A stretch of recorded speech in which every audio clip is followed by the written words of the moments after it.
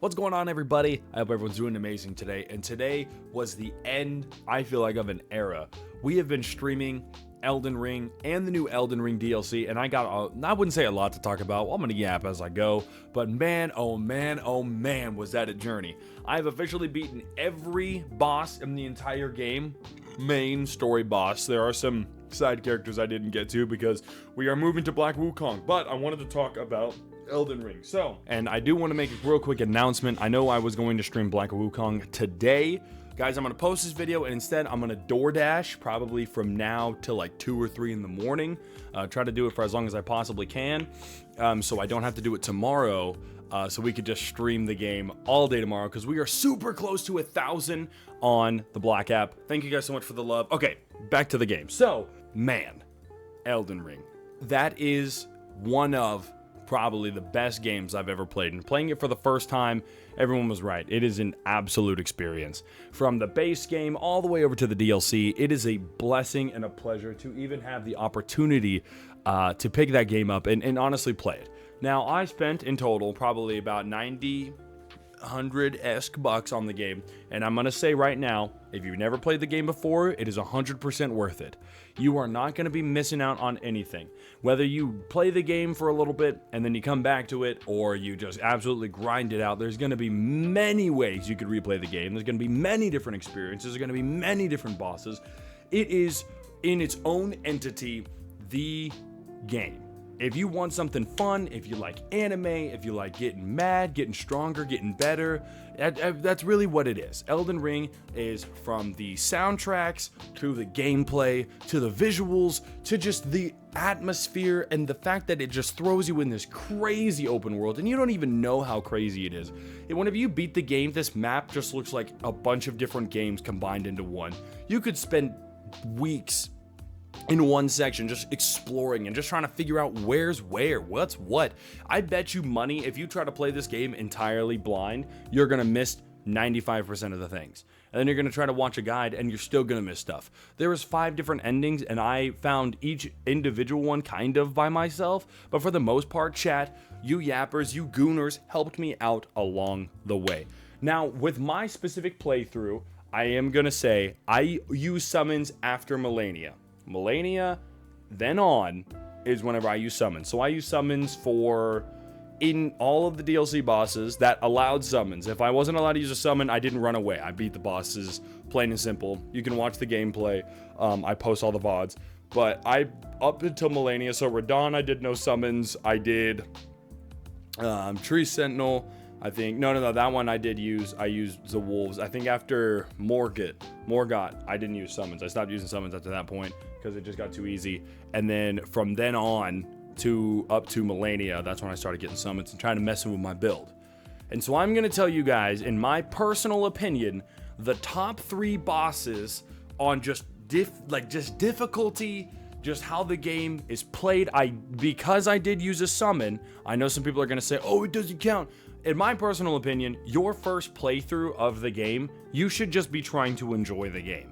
Okay, I purposely made it harder on myself because I do have experience playing some other Souls-like games, Lies of P, literally 3 hours of Black Wukong, all of Dark Souls up until like the very end of the final DLC, and I've been all over the place. So I have I would say a little bit of experience in Souls-like games, and just pattern recognition. Some moments I was hitting UI, like I was Goku. So, top 3 bosses. In the 3rd place, I'm personally, this is just me, based upon experience and just the amount of boss it is, number 3 is Millennia, 100%. Whenever it comes to Millennia, in my personal opinion, it is not just about being stronger. It is not about getting her movesets down. Your first playthrough, I think she is supposed to be a build check. She is supposed to see how much have you explored? How much gear do you have? Do you understand the fundamentals of Elden Ring? I feel like her as a character, the way that she does damage, the way that she could stay on the fight, it comes down to how much damage do you do, how well do you acknowledge things. Like, you can now dodge her. I'm not saying that, oh man, if you can dodge her, you can, every boss can be dodged. I firm believer in that. But I think for the majority of people that are picking the game up for the first time, it is a really good build check because she's gonna molly rock you. You are about to go through a level of experiences that no one has ever experienced before. By the way, I did this all solo. I did not summon a single real life person. This was all me, baby. And that is something I will take to the grave because I think that in just any Souls-like game is just impressive.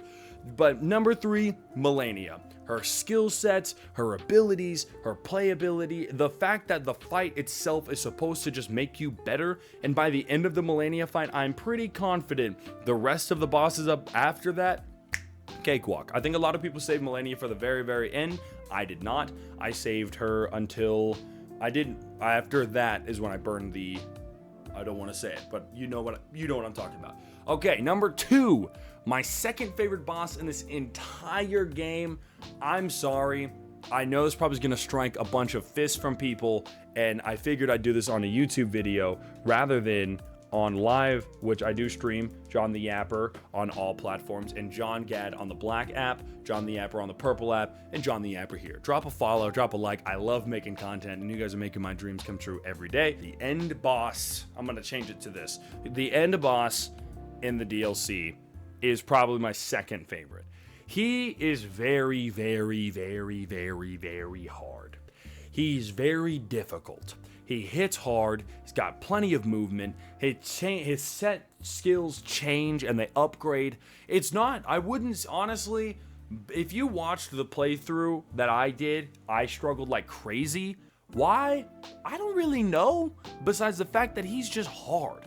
And like, it's such a, I feel like they do very well at making it such a stressful fight. I had about 4 phases where I got him. 2 of them, he was one shot. It was tough. It was a tough battle, and I was filled with nothing, but like it felt like I just drank a healing potion after the end of it. All right, if you were there for it, I posted the short. I got super excited.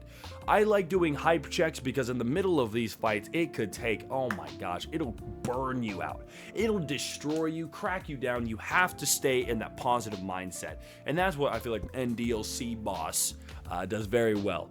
They keep you on your toes. You're trying to stay grinding. You're trying to stay consistent. You're trying to do as much damage as you possibly can. Had I not used Charles, I don't think I would have beat him.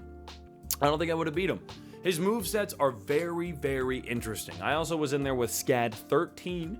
And again, I did the whole fight and honestly, all of these fights damn near blind. Except for like one time whenever I popped in there just to make sure my live quality was up to par to the Black apps and all the other apps. So I guess a little bit for Melania, my fault. Like the beginning 2 seconds. Sue me.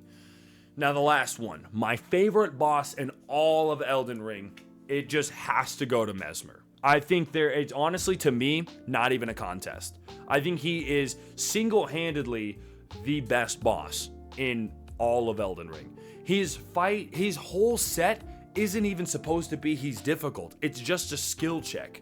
How well can you adapt to an enemy's movement? How well can you acknowledge what's happening around you? Like, yeah, you can use a summon, but you don't really rely on the summons in the DLC because you can buff the summons, but it doesn't really feel like they do much. They take a little bit of the aggro, but the bosses feel like they're supposed to attack you. And then Mesmer is really good with that level of movement, dodging, attacking, counter-attacking, moving back and forth. It's just so much happening with elemental damage, trying to see if your build's okay, which I think by the time you hit Mesmer, for the most part, you should be okay. But he's just a skill check. His moves are really easy to dodge, and they're really simple to kind of grasp as soon as you kind of get the flow for it. But I think that is like the number 1 boss. Soundtrack is great, cutscenes great. He's just a super, super duper good boss. And I honestly am like, I wouldn't say jealous. I'm jealous of your first time playing Mesmer, fighting Mesmer, because it is a skill check. If you fail at Mesmer, get good. It's because you're supposed to dodge, and he's super easy to dodge because his events are like that. There's a couple that's like pause, like that. When the snakes come after you, it's like bam, bam, bam, bam, bam, bam, bam, and it's like when the snake attacks you at first, it's bam, bam, bam. You know, you have to time the events, and that's what makes Mesmer such an insanely good boss. Easily my favorite. Now, I have played Dark Souls 3. I'm not going to talk about my favorite bosses in that. Sounds like a really good other video. But for the most part, I'm going to go to another thing, okay? Base game or DLC. All right, this is something I talked about in chat, and as someone who played Dark Souls 3, feel like I have a little bit of a dog in this fight. I do want to play Dark Souls 1 and 2 eventually. Just need to wait a bit. Base game or DLC, okay? Elden Ring players that played Elden Ring for the very, very first time, I feel like personally are going to find the DLC significantly harder than the base game. Because it felt like they really wanted to just deep dive into Dark Souls vibes, Dark Souls-esque energy. Because the reason I say this is all of the bosses feel and the enemies feel like not only were they kind of like assets from Dark Souls, like the candle guys that blow the fire. There was a couple other ones. There was a couple other ones that popped in there. Pardon me for not remembering them. But I think their move sets, with the amount of damage they do, with how much like the single enemies are super duper strong for like no reason, adapting to the fight, it's just, I think that the DLC is just harder because it kind of makes you go, you play Elden Ring and you're like, okay, I'm feeling pretty solid. Like, I mean, I'm good. I'm level like 150. All right, let's grind. Let's grind some more. Or I'm 100, whatever your level is. I'm going into this DLC and I'm just ready to molly rock them. Wrong. It's a completely different game. It is a completely different game. Like, it feels different. The atmosphere is different. The characters are different. The enemies are different. It's just different. And it's not something I think a lot of people that have played Elden Ring for the first time are going to be, it's going to be as easy to adapt to if you don't have the ability to kind of read and have that, what's it called? I almost said mirror magic, but it's like you have to be able to see what the enemy's doing while they do it. You have to look for those events, those quick time events. You have your memory patterns, noticing when an enemy's going to do this stuff. That's really all it is. It's just all of these enemies are now bosses because they hit like a tank and you have to dodge. Piccolo or Bridge, dodge. But yeah, so that's just my personal opinion. I think base game Elden Ring, DLC Elden Ring, which one am I picking? If you have played other games besides Elden Ring, not including Bloodborne, I've heard people compare Bloodborne to Elden Ring, and a lot of people say that Bloodborne's super easy compared to Elden Ring. I think you personally are going to... Oh yeah, I don't remember which one it was. What was it? If you've never played anything else besides Elden Ring's going to be your favorite. 100%. But if you've played other things, DLC. Me, personally, for Elden Ring, I'm going to say Elden Ring, the base game, is better than the DLC. Because of the reason that it's like, that is Elden Ring. Like that, whenever you play the base game, take that, that's Elden Ring. Yeah, honestly, stay over there. Okay, this is hell. You play the DLC, that is hell. Anyway, guys, like I said, I'm going to take it easy on the streaming tonight. Instead, I'm going to go DoorDash, so that way tomorrow, when it is time to play Black Wukong, we are going to be able to just grind that baby out. 12-hour streams like we normally do. Thank you guys for all of the love and support. You guys have absolutely changed my whole perspective on the content creation grind, and you've warmed up my heart because you guys have been super supportive and super awesome, and I really do appreciate every single one of you guys popping in my live, making fun of me, doing whatever. I stream on all purple, red, and black.